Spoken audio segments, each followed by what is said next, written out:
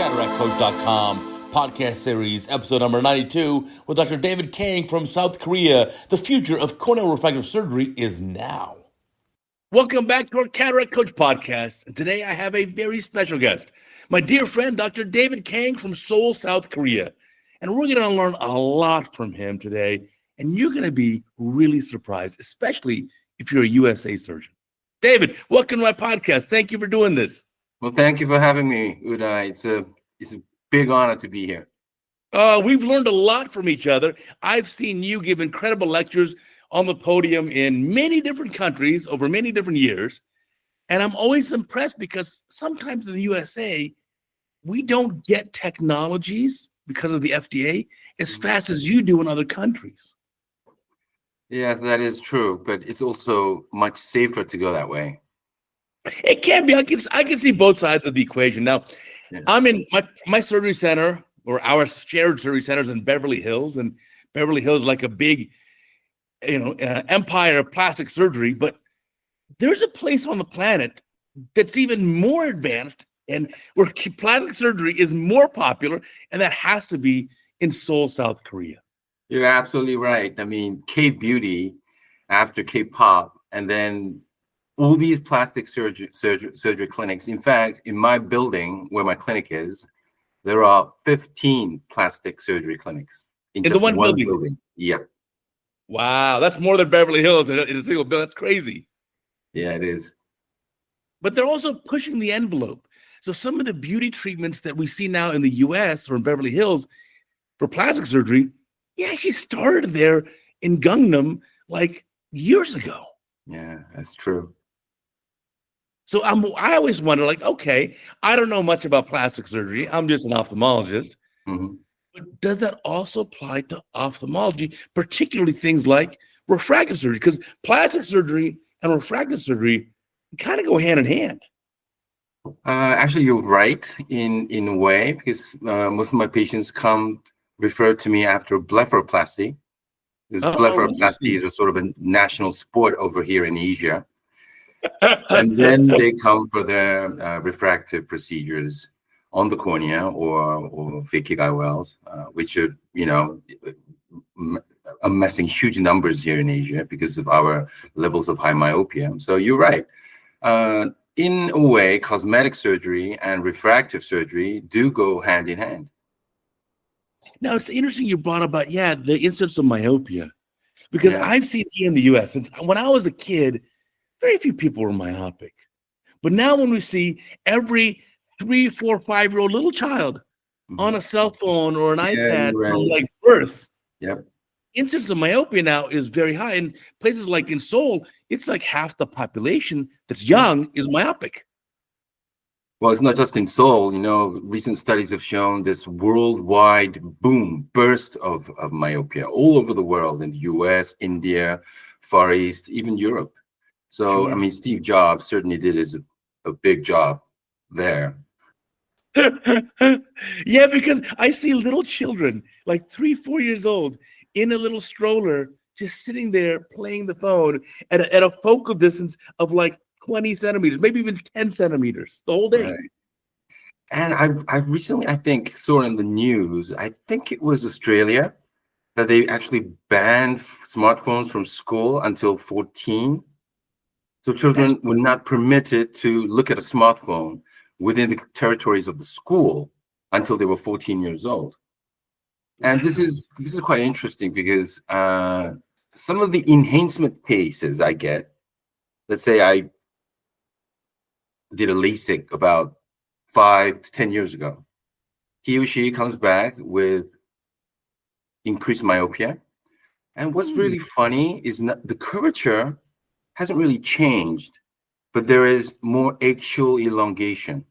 Oh, axial lengths get longer. Yeah, even in their 20s. I mean, this is something that's happening by looking at all these phones.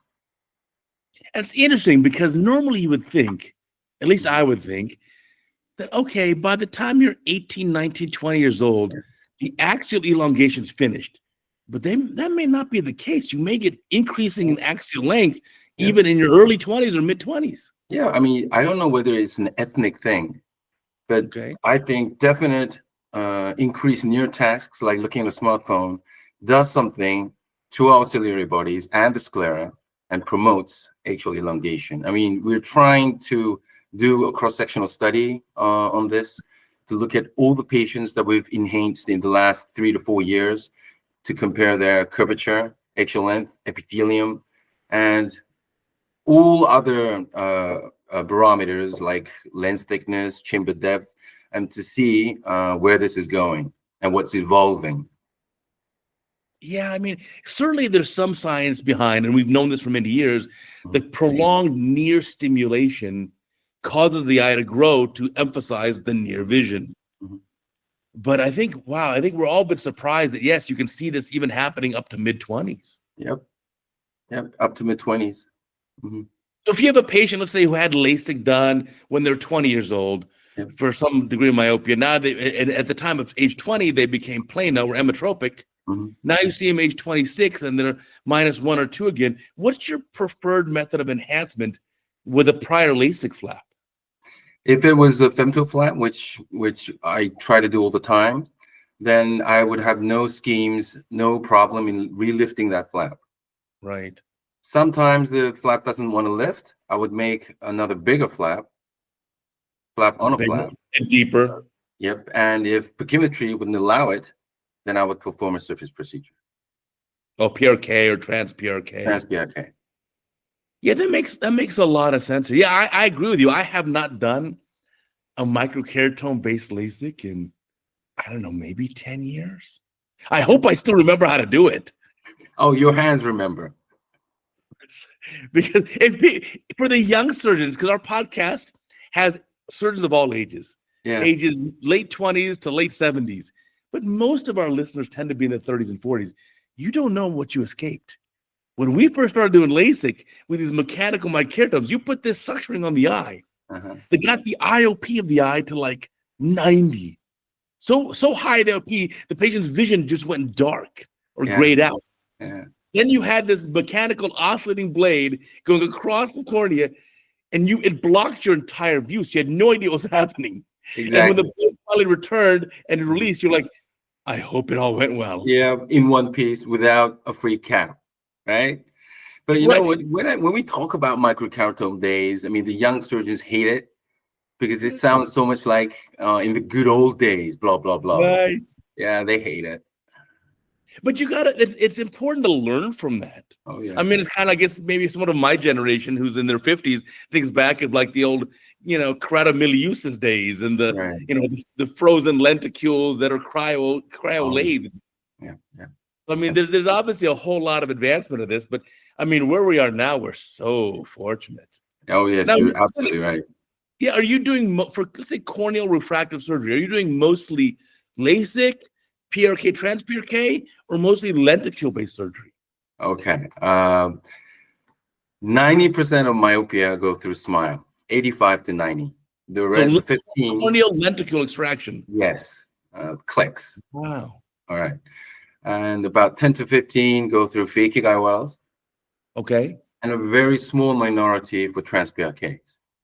LASIK cases are reserved for hyperopia. Okay. And presbys. What's the presby treatment you're doing? I do a presby treatment called Presby Max, supplied by Schwend, Kleinostheim, Germany. I find it to be very easy to understand. It's easy to reverse, and the patients love it.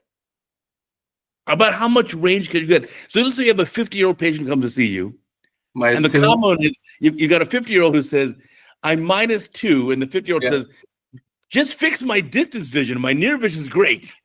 You're talking about you, right? I'm -2. You got it. Look right there. -2. Here we go. So what would you do for me?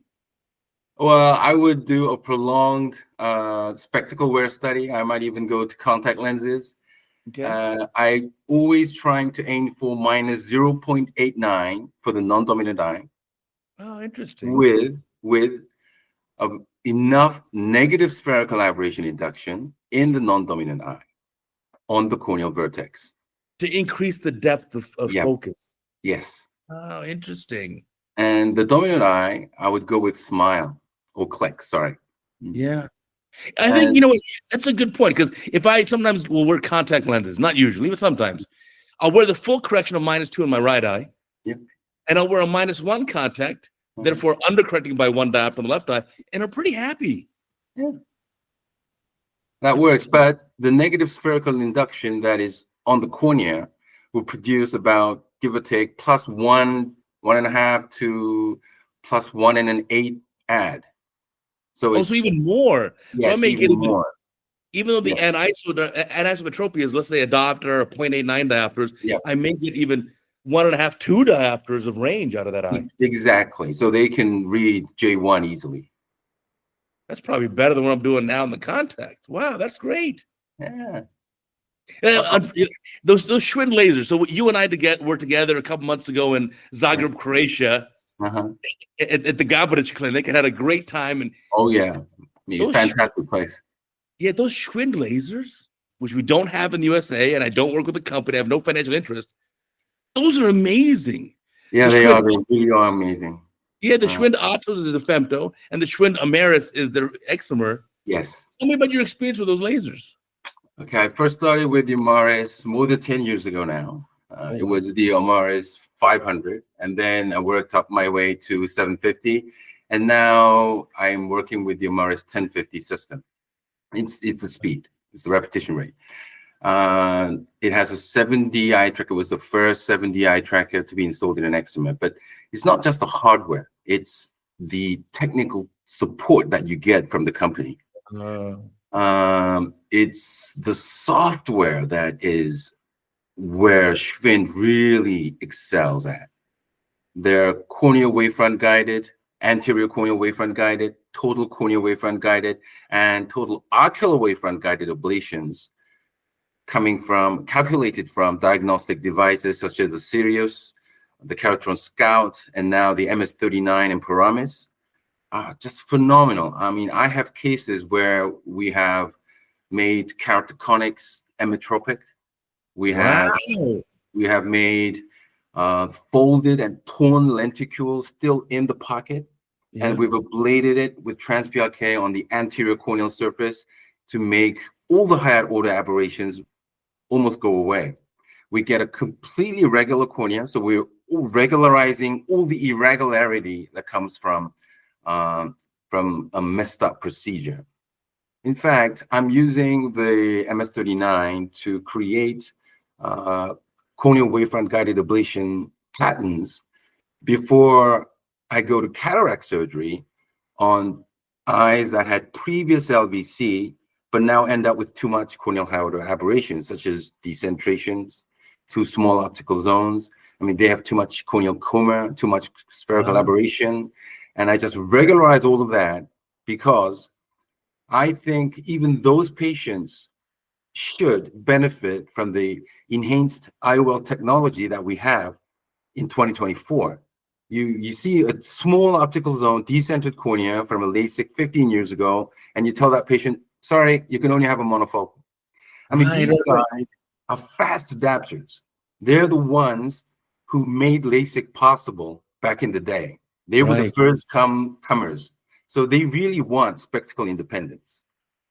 And if they have enough cornea, I would treat that cornea first to correct and regularize their highly irregular corneas, and then wait 3 months and then implant a premium IOL. That's where an American surgeon like me is at a disadvantage. Because if I have a patient who comes to see me, and let's say they had prior laser vision correction 20 years ago with an older style laser, ablation's a little bit decentered, they've got a lot of high order aberrations from that, I'll leave their cornea alone, and then I'll say, well, to get the best visual performance, we should just have a monofocal lens. But you're saying, no, you're saying, let me first fix your cornea. Exactly. I learned this from Dr. Samuel Alba Mosquera from Schwinn Eye Tech Solutions, and also from Paulo Vinciguerra. I mean, he's amazing too. So this is the way to go on these aberrated corneas. But you know, the patient does have to wait about 3 months for the epithelium to regularize again, and that 3 months is quite painful for the patient. And more often than not, these corneal wavefront guided aberrations result in increased amounts of myopia because you're ablating the periphery of the cornea and trying to get rid of that positive spherical aberration. So they'll need glasses or spectacles for about 3 months. Yeah. But it's worth the investment. You tell the Oh, patient, yeah. if you just do 3 months, bear with me, Yep. you're going to have a lifetime of great vision. You know, saying that on the counseling desk in the office and living with the patient for 3 months is another story. You know what it is. Yeah. But I think it makes a lot more sense to me. Like, of course, instead of just saying, okay, leave your aberrated cornea alone, let's just do a monofocal lens, you say, no, let's fix your aberrated cornea. Of course. Let that equalize and stabilize for 3 months. Yep. Then we can do any of these presbyopic IOLs you want, and you're going to be thrilled. Right. Absolutely. But I don't always promise them that you're getting a diffractive multifocal IOL. We'll look at what your cornea looks like, and then we may decide on an enhanced monofocal or the EDOF, but that will have to wait. It's really tricky because you don't want to overpromise from the beginning. You know, the old saying goes, always underpromise and overdeliver. Right. Now, I have an interest in using all the new technology IOLs, whatever we can get in the USA.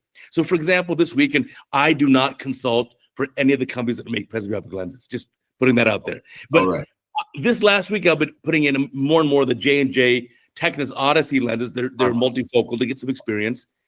In the US, though, for EDOF, extended other focus lenses, we only have 3. We've got the Alcon Vivity, we have the J&J Symphony, the older one with the diffractive rings, and we have the B&L, formerly AcuFocus, IC8.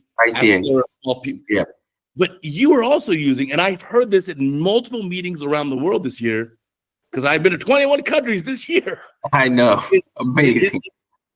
Tell me about the Technis Pure C lens. We don't have it. God. Okay. I need to learn. Teach me. Right. To start, since you were talking about financials, I am a consultant for Schwind and for Zeiss. But for any of the IOL companies, I do not have any financial relationships with. Okay. Right? Okay. Deal. Right. Okay. When about, I think 2 years ago, I would implant Panoptics in the non-dominant eye. Okay. And the dominant eye of Vivity. Okay.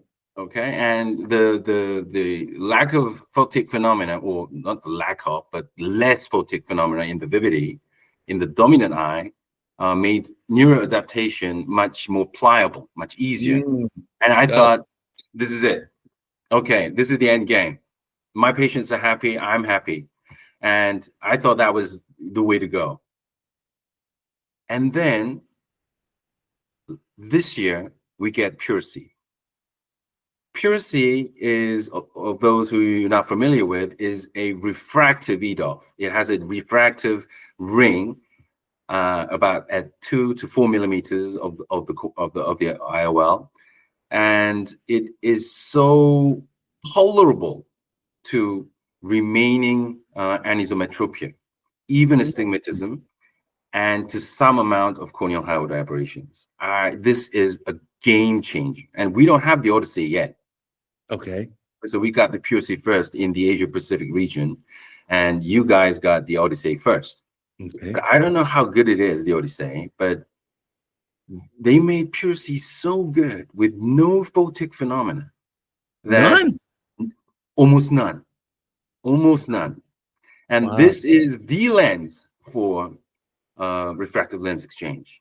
This is... Really? Well, how much range are you getting out of it? How many diopters of range is it? At first, I began implanting both emmetropically, or as near to emmetropia as possible. And I was getting J3, J4, and so not good enough in some patients. Of course, I was very cautious during my consultation periods. And then I started putting in a little myopia in the non-dominant eye. Now I'm going to, well, my go-to would be 3/4 of the diopter myopic, but now I'm pushing it to -1 and even -125 in some instances. And it is so tolerable. Now, Pure C, I think, is a synonym for tolerability. It's just, it's a game changer. It really is. Well, I think that the technists, optical engineers, and we as surgeons owe so much to the engineers who are behind all these technologies, whether it's the IOL optical design or it's the femto and excimer lasers. The engineers, oh my gosh, they make our life so good. But I think so far I've only done a few Odyssey, less than 20. I'm still learning, but it seems to be pretty tolerant of a little bit of residual refractive error, either sphere or cylinder, which I think is very helpful for the patient to get good outcomes here. But so the Pure C is, again, it's refractive. So there are no diffractive rings. No rings, no diffractive rings, only a refractive ring. So that's about 2 to 4 millimeters the zone out of the 6 millimeter optic. Right. So if you have a patient with an atonic pupil, 6 millimeters, I wouldn't advise it. What about a smaller pupil? Because it kind of seems like the opposite. So, because when patients accommodate, they tend to have smaller pupils, right? Pupils. Right. But if you get a patient in their 60s or 70s with a large atonic pupil that reacts very poorly even to light, not that they have any posterior segment pathology, I would not advocate any kind of EDOF or diffractive IOLs. But even in small pupils, they're performing so well.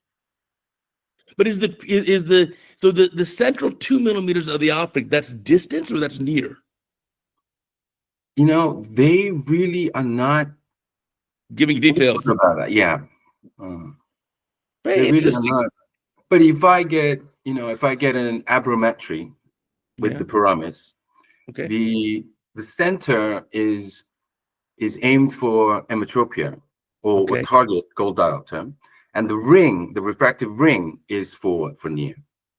Got it. And you're doing a little bit of mini monovision, so plano, emetropia in the one eye, dominant eye, and the non-dominant eye. You said about minus 0.75, maybe now -1, 1.25.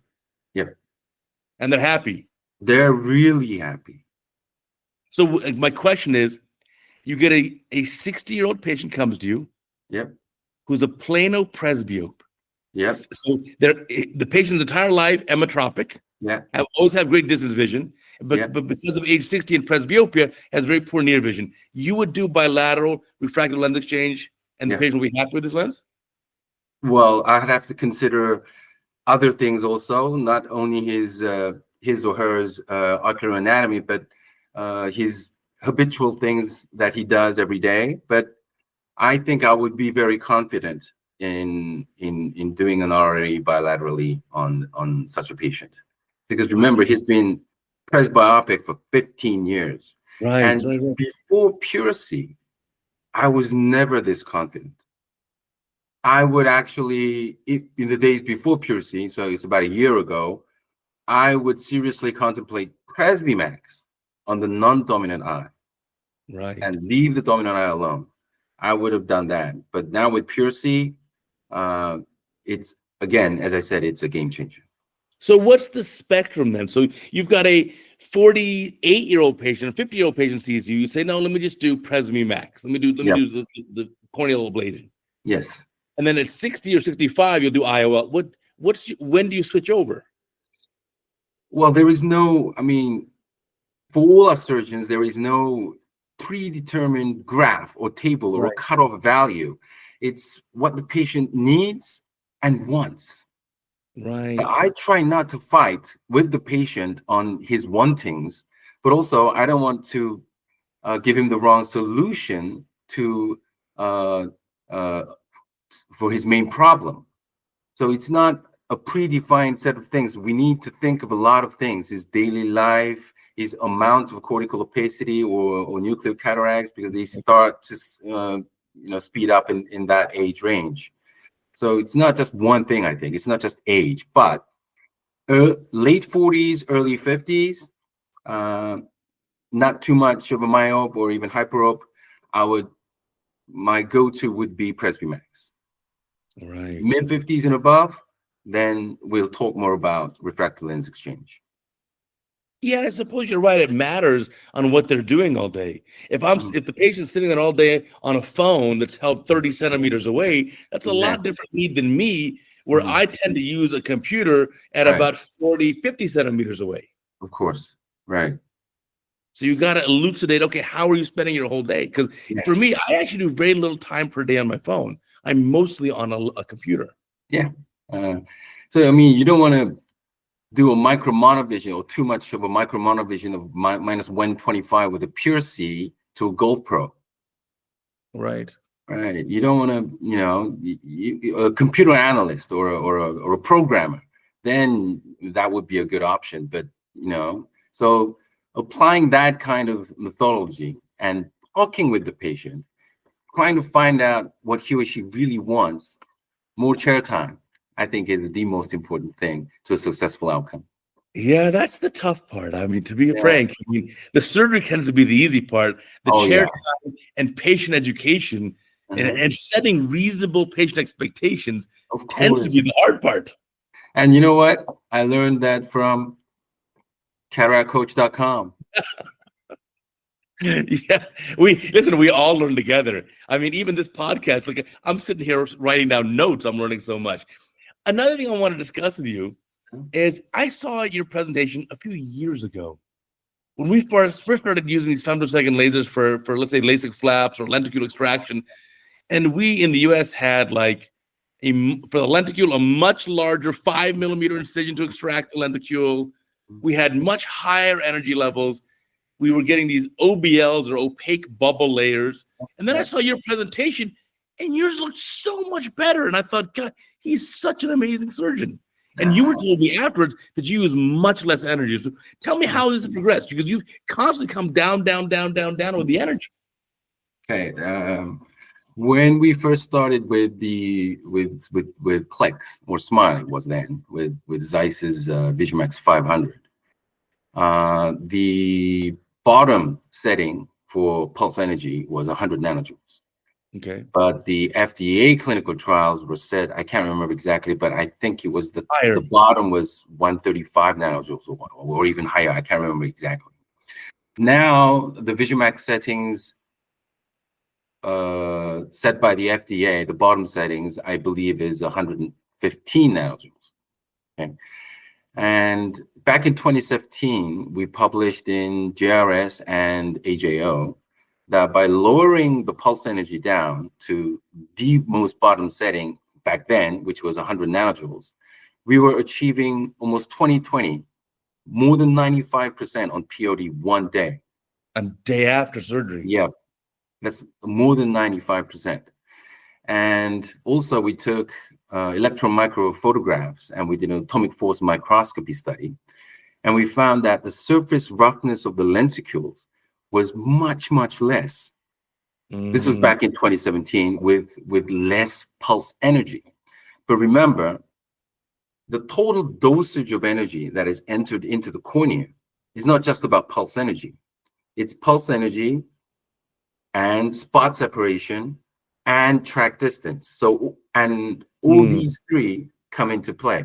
So if you have a very small spot separation and a very small track distance, even with the same pulse energy, you're putting in much more total energy dosage into the cornea. And if this is sparse, it's vice versa. But there are also other factors that we need to consider. Number one, cap thickness. If the cap is thicker, then the energy transference is going to be a little less. And also the amount of dioptric correction that you want to do. Let's say you were aiming for -1 diopter lenticule or -8 diopter lenticule. Now the lenticule thickness will be different. And of course, this will also transference less into the deeper cornea with the same amount of energy. So there are multiple things that we really need to consider. And I'm just trying to find the optimal sweet spot for that. So for any given cornea, I should do this pulse energy at this spot separation with this track distance for a given amount of dioptric correction at a given cap thickness. Yeah. So the presentation you showed when we were together in Croatia was you're using such low energy. It's almost like it's just plasma doing it. Tell me about this. Okay, all right. Now that article is with JRS right now, and keeping my fingers crossed, we'll be able to read about it. But getting back to the basics now, when we deliver energy into the cornea, right? What happens is molecules are ionized. Now, if you go back to our school days, ionization is the loss of electrons and protons. Okay. Now, ionization occurs, and then more energy is delivered, and then more ionization occurs. This is called avalanche ionization. After that, plasma is formed. Plasma is the transference or transformation of matter into almost pure energy. So there is a boom, and plasma is formed. Now, with higher amounts of energy, immediately following this plasma formation, there is an expansion of gas cavitation. So there is plasma up to this big, but the gas cavitation with higher amounts of energy delivered into the cornea will be larger. So that's why you're breaking up the cornea, lamella, or you're trying to create the lenticule with not just the plasma, but with an expansive force, a mechanical force of gas cavitation. This is what we see as OBL. Opaque bubble layer. Opaque bubble layer in the cornea, in the lenticular surfaces, the anterior and posterior surfaces, when we ablate or create the lenticule with a femtosecond laser. Now, I've tried to lower and lower and lower the energy to a point almost 80 to 85 nanojoules. Now, this is with the VisuMax, because all these femtosecond lasers, you cannot compare head to head. With the VisuMax 800, we lowered it down to 80 and 85 nanojoules, and we found that during lenticule creation, all I could see was the side cuts. Wow. There was almost zero OBL. So I didn't know whether I had created the lenticule or not at first. You can't even see it being made. You can't. You can only see like a sci-fi scan of the laser, and then you get a side cut, and then you get your incision. Well, that must be such an incredibly smooth surface then. And yes, we took atomic force microscopies and electron photographs, and we found it to be much smoother than with higher nanojoules put into the IES. So then better vision for the patient immediately. Actually, no. On post day one, it's very comparable to those operated on with 100 nanojoules. But by week 2, we have better cumulative visual acuity, better percentage of eyes that were doing better than 20/16. Wow. Yeah. So, and what is, I think, more important is we were getting less inferior coma after CLEX, because the main problem with CLEX was the formation or the induction of high order aberrations, especially in inferior coma. And with less energy put into the cornea and using only plasma, almost pure plasma, to create that lenticule, we were getting much less corneal coma, and that was very, very surprising to us. And the good news, neat. That's really, and so you had to adjust in the track as well in the spots. Oh yes, yes. There's some secret sauce in there. No, what about it's just physics. It's just physics. It's just like boiling water. You can boil water with your gas oven, or even a microwave, or wood stove. You just need to reach 100 degrees Celsius, and then entropy takes over, right? Then you're done. Yeah. Right, you're done. It's the laws of physics. Plasma CLEX is exactly the same. You just want to find that sweet spot, that Goldilocks zone, somewhere in every femtosecond laser system, that pulse energy, that spot separation, and that track distance. But always, not just these three, you always have to think about the object correction and also cap thickness. Wow. Now, you talked about this, the VisuMax. What about the Schwind laser, the Atos laser? The Atos is also great. You get I center the treatment with the VisionMax with the triple centration method. I put 3 ink marks surrounding the first Purkinje, or the coaxial light reflex from the cornea, and that identifies the corneal vertex for me. Atos, you don't do that. You don't need to do it, it's just done, and it just takes that much more precision, and also it does a cyclostatic cyclotorsion control for us. So you really don't need to worry about a wrong astigmatic axis. Now, wow, those engineers, wow. Exactly. I mean, it's the Shubin Atos is amazing. It really is. It imports it directly from your diagnostics, so you don't have to do any of these transcription things that might go wrong. So you get a topographical pupillary offset of, let's say, 0.245678 down to 19 digits. It's automatically imported into the laser. This is like data from like the MS-39. MS-39, but you can also do it with the Sidious and the Paramus. No, for Christmas this year, I want an MS-39. Can yes, you should. I mean, MS-39 is now, if the Pentacam, the Galilei are giving information cross-sectionally, with the Phoenix software of the MS-39, you are getting 3D continuous information. If you get this integrated into your practice, you'll know what I mean. I'm looking forward to it. Now, tell me more about the tissue laser interaction with the laser-induced optical breakdown. Right. And the symmetric versus asymmetric spot and the track placement. Tell me about that. Okay. Now, traditionally, the spot and tracks were symmetric, meaning, remember, we're hitting a spiral pattern, right? Correct. Starting in the middle, going outward. Yes. So one spot here and the adjacent laser spot, the distance between these two are called a spot distance. Okay. Now there's one raster going round, and then there's a next raster. So the difference between the distance between one raster and the next raster is called a track separation. Got it. Okay. Now,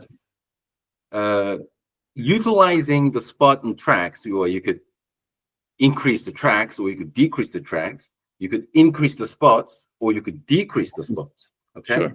Now we found by increasing the spots, there was less microcavitation from the previous bubble, interfering with the new laser pulse of the forwarding of the new laser pulse. So it's less microcavitation.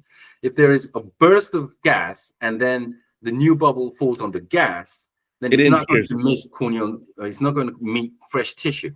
Right. But since the distance of the spots are now a little further apart, you might get tissue bridges here. So this is taken up by the lessen the track distance. There's a spot placed here, taking care of that tissue bridge that is being created by the increased spot distance. The spot from the neighboring track. Yes. Is bridging the two. Yes. Makes a lot of sense. Yes. And I think are you sure you're not an engineer also? No, but most of my input is coming from working with engineers. Yeah, because you have such their mindset is amazing, because most surgeons don't even think about all this stuff.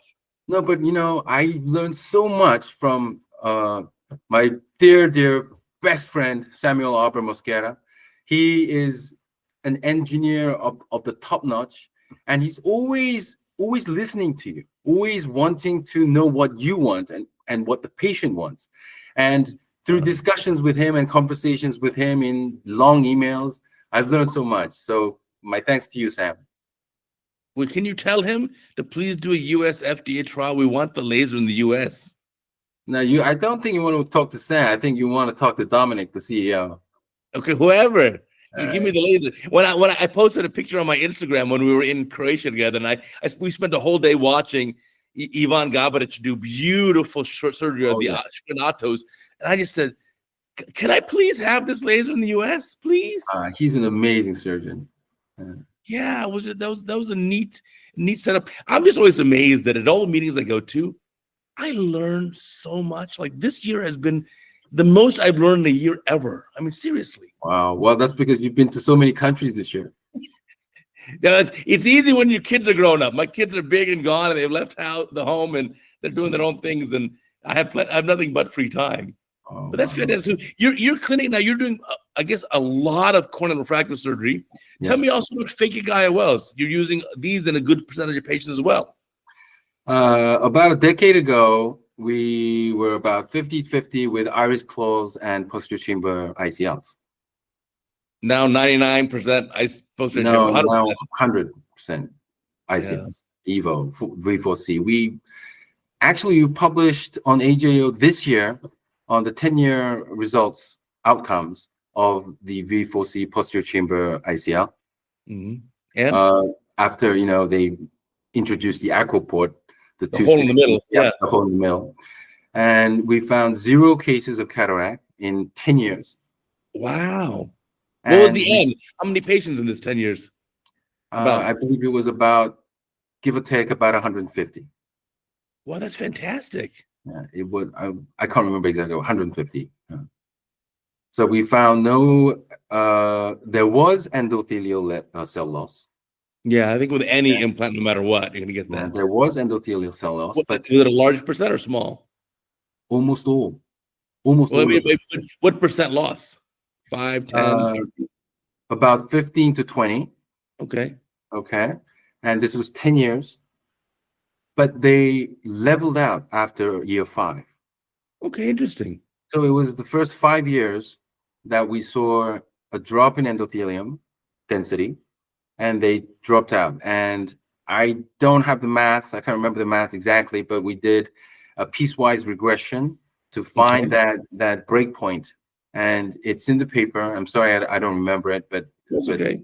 It's there. And what we wanted to know was whether any pre-op variable could be associated with that endothelial cell loss, whether like it's AC depth or something. Yeah, AC depth, anything.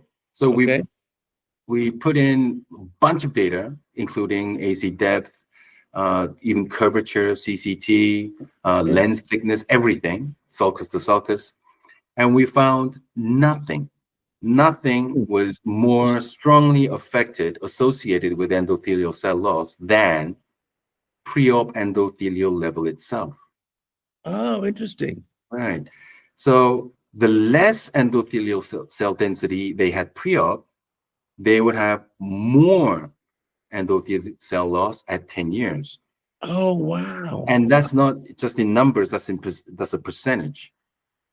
Wow. I would not have guessed that, I guess. No, nor I. I would never have guessed that either. So every time we see a patient wanting a phakic IOL walking in with 2300 cell density, we would advise against it now. Oh, for sure. Yeah. That's interesting. So yeah, if they're starting off low and you lose 20% and you're 2300, now you're like 1800, and it could trend down. Yeah, that could be an issue. And that's only 10 years. So we've always been talking about vaulting with ICLs. Yeah. Always about vaulting mechanics, but I think there are other important matters regarding ICLs, so including endothelial cell density. Now we have such better technology now, so we can. In fact, in Japan, they're working on an anterior chamber injection of endothelial stem cells. I saw that. Amazing. Yeah, it's amazing. So we have a lot of armaments to cover that, but still, it's not just about the vault, because the less the vault, the more cataracts, the higher the vault, the more acute angle closure. I don't think it's that easy anymore because of that hole. We're getting less and less cortical opacity or anterior capsular opacification after an ICL implant. Yeah, I think even with a lower vault, meaning the back surface of the phakic lens is closer to the anterior lens capsule, I think because you have that small hole in the middle and you get aqueous flow through it, that kind of prevents the two from kind of interacting, even if the vault's very small. Exactly, right. But I'd almost want to err on the side of slightly less vault as opposed to slightly more vault. Oh no, we don't want to chicken out like that. Yeah, how do you choose when the patient's right between? I don't know. How do you choose? Well, I always opt for a larger vault And if Okay. it's too large, I would rotate it vertically. Oh, sure, to decrease the vault. Sure, because the Yes. that makes a lot of sense. All right. But So, I interesting. mean, So now you're doing also phakic lenses, but now also RLE. So are you doing a lot of cataract, or is it mostly RLE for your IOL placements? RLE is about 15 to 20%. Okay, and then the rest is cataract. And rest of cataracts, yeah. So you can't give up your cataract surgery skills yet. You still have to know how to chop a dense nucleus. Oh no. We love that feeling, don't we? And recently I learned through CataractCoach.com the Rosatelli spin. Oh my God, he's an amazing surgeon. If you don't know what I'm talking about, for our other listeners, Neto Rosatelli from Brazil. Oh my God, is an incredible surgeon. I love his taste in music also.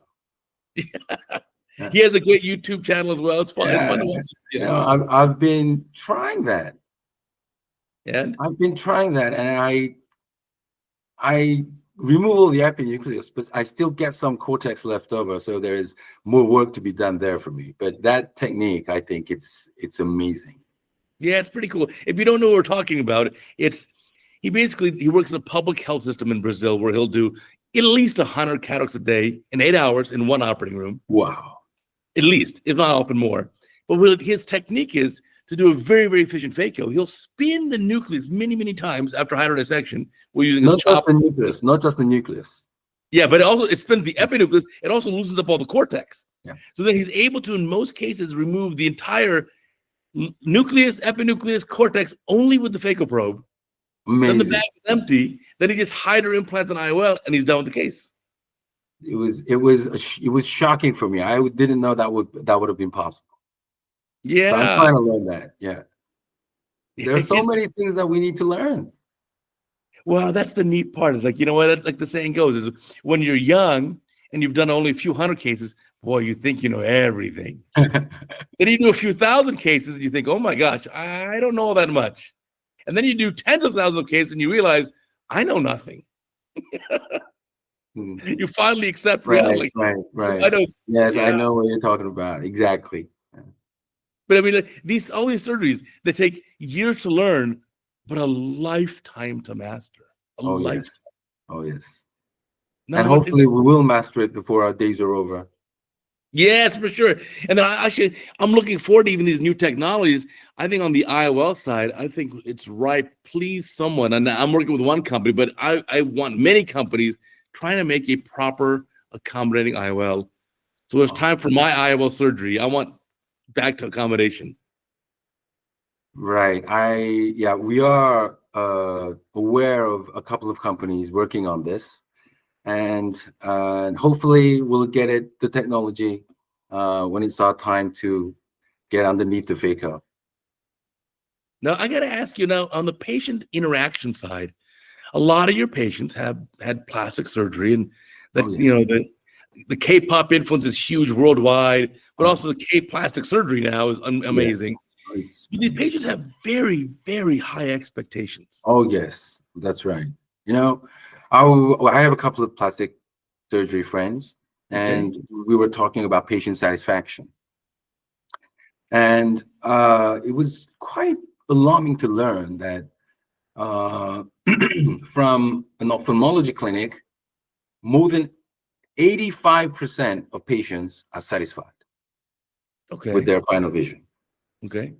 Sometimes you get dry eye, sometimes you get epithelial problems and whatever and whatnot, but more than 85% of patients are very satisfied with their surgery. Now, I told this to a plastic surgery guy, and that surgeon told me there are less than 8% of patient satisfaction after plastic surgery. 8? Now, if you can satisfy 10% of your patients really satisfied, then you're a really successful plastic surgeon. Now, that's because we provide, us ophthalmologists provide an objective thing, vision, quality vision, but vision. But beauty is in the eyes of the beholder. Still so subjective. It's so subjective. Right. It's very temporal also. So it's very, very difficult. But he told me also, because of that fact, they come back and back and back for more. I guess So that's once good. they've That's done good their news. eyes, they want to do their nose, they want to do their chin, they want to do their skin, etc. That's it's just such a low percent. I mean, it sounds Exactly. like so much stress for the surgeon. So they want just more and more and more. It's not like, oh, I don't like my nose anymore. I want you to put it back to its original form. It's not that. They want more. After a nose job, they want a lid job. And after a lid job, they want a chin job. And then they want to dismantle their entire dentistry to make this jawline look different. It's Where does it end? a very different industry, plastic surgery, I think. Yeah, I think it's important to keep in mind an important lesson that a plastic surgeon taught me. And he says, we can make a pretty person even prettier. Yeah. But we can make an ugly person only less ugly. I thought, am I the ugly one? Are you talking to me? Hello. So that's very stressful. But then the patients see you. Let's say you get these patients, they've had their plastic procedures.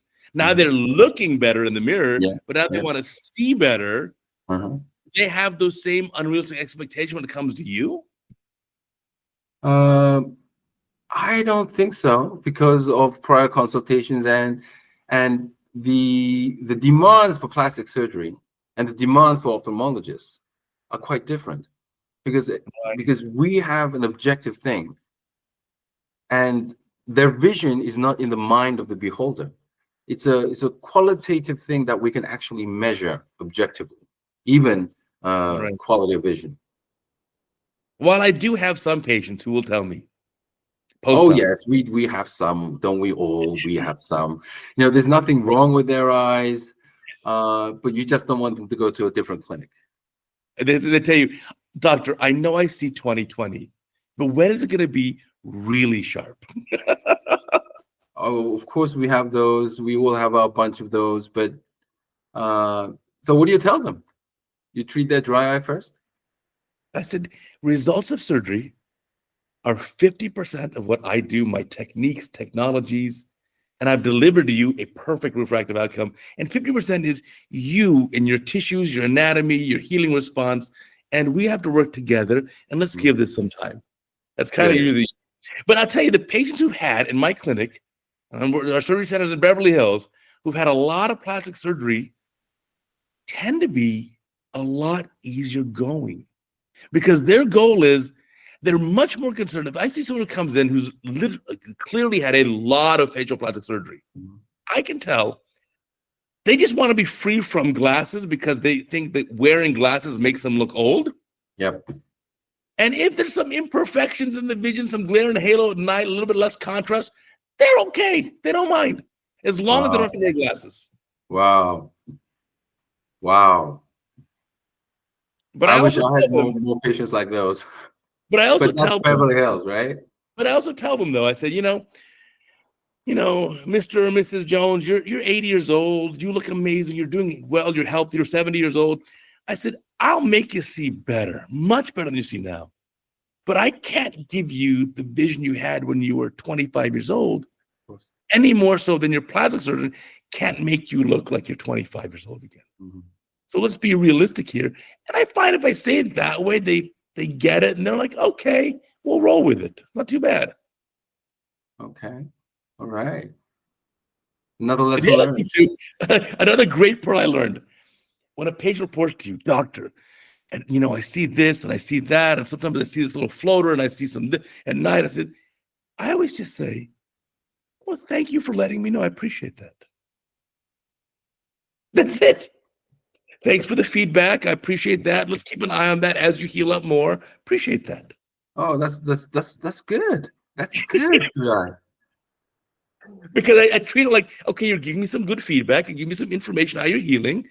And it's not necessarily a complaint. Because in medicine, we say in medicine, what's the patient's chief complaint? Well, sometimes the patients don't really have a complaint. They just want to give you some feedback. Mm-hmm. So I stopped assuming that everything is a complaint. I started saying, oh, thanks for the feedback. That's it. Okay, I'm starting that today. Oh, so fun to chit chat with you. Look, I've learned a lot from you. I look forward to using some of these newer technology you're talking about, whether it's the new refractive EDOF lens, whether it's the new lasers, new technologies. Hopefully, Santa will bring me an MS-39 diagnostic device for Christmas. But I learned so much just by hanging out with you. Thank you again for doing this podcast.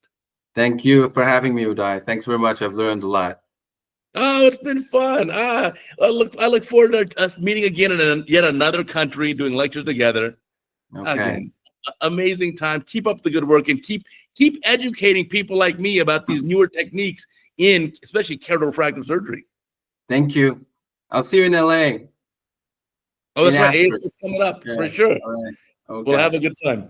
All and right. I want to remind our listeners and our viewers, remember, we got a new Cataract Coach podcast every single week. Apple, Amazon, Spotify, Google, wherever you find your podcast, you find the Cataract Coach podcast. And plus, of course, we have a new Cataract Coach video every single day, more than 2,400 days in a row and counting. So until next time, I'll catch you later.